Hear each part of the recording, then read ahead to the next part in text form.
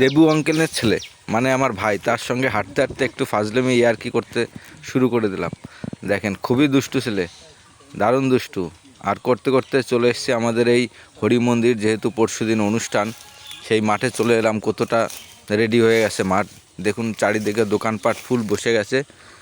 দেখুন সুন্দর আমাদের হরি মন্দির স্টেজ, আর পেছনে যেখানে খাবার দেওয়া হবে পরিবেশটা একটু দেখুন, সত্যি দারুণ অসাধারণ। এটা যারা দেবে তাদেরও সুবিধা, যারা খাবে প্রসাদ গ্রহণ করবে তাদেরও সুবিধা। এদিকে দেখুন বড় একটি সেই উনানের জায়গা, ও নামলো, এবার উঠার জন্য ব্যস্ত। দেখেন এটা প্রেস্টিজ ইস্যু হবে ওর, যে ও উঠতে পারছে না। অবস্থাটা দেখুন, অনেক চেষ্টা করবে ও, কিন্তু ওঠার কোনো রাস্তা নেই।